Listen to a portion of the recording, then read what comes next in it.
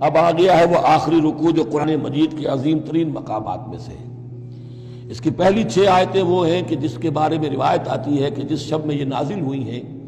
تو پوری رات حضور پر رقت آری رہی، آپ کھڑے بیٹھے لیٹے ہوئے روتے رہے۔ جب آئے حضرت بلال صبح کے وقت جگانے کے لیے نماز کی اطلاع دینے کی نماز کا اب تیار ہے،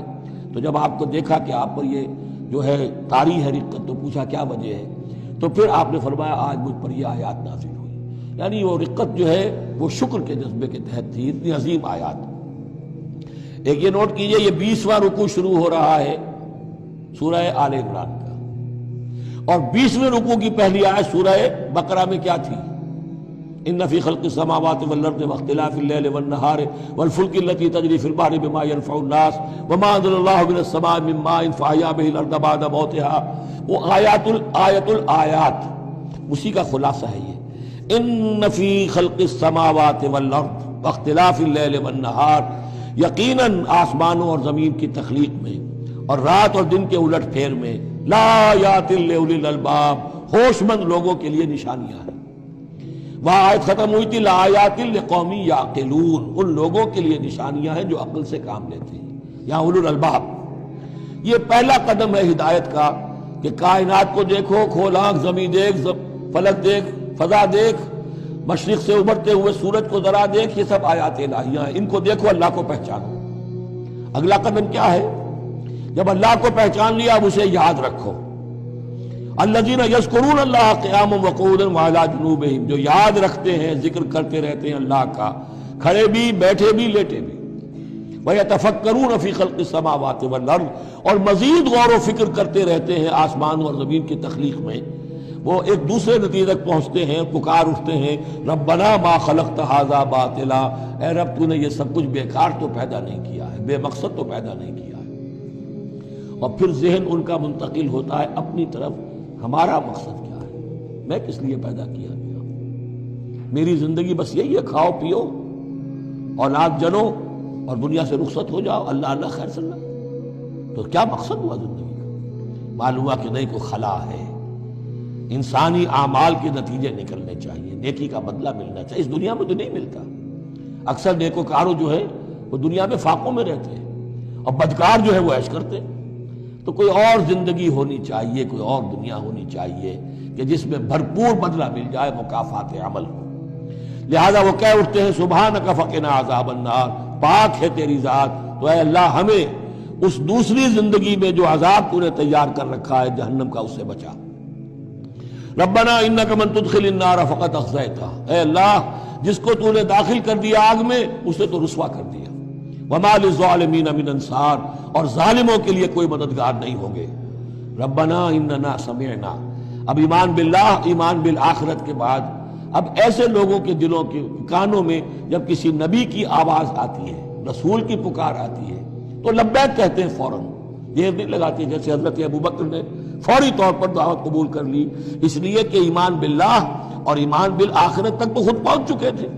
جو میں نے سورہ فاتحہ کے بارے میں آپ کو بتایا تھا کہ سورہ فاتحہ کو سمجھ لیجئے کہ جو شخص اولو الالباب میں سے، ہوش مند لوگوں میں سے یہاں تک پہنچ چکا ہے، اپنی سلامتی طبع، سلامتی عقل، سلامتی فطرت کے نتیجے میں اللہ کو پہچان لیا، آخرت کو پہچان لیا، اب اس کے بعد رسالت، اہدنا الصراط المستقیم۔ یہاں بھی یہ ہے کہ اب ایسے شخص کے سامنے اگر کسی نبی کی دعوت آئے گی، اس کا رد عمل کیا ہوگا؟ ربنا اننا سمعنا منادیا ینادی للایمان، اے رب ہم نے ایک ندا کرنے والے، پکارنے والے کی پکار کو سنا،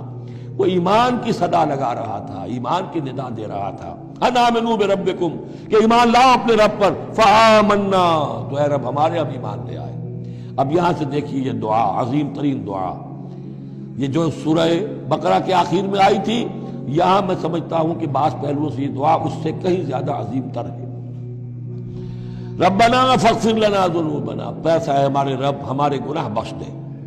وکفر عنا سیئاتنا، اور ہماری برائیاں ہم سے دور کر دے، نامہ اعمال کے دھبے بھی دھو دے، اور ہمارے دامن کردار کے جو داغ ہیں ان کو بھی صاف کر دے، وتوفنا مع الابرار، اور ہمیں وفات دیجو اپنے نیکوکار وفادار بندوں کے ساتھ۔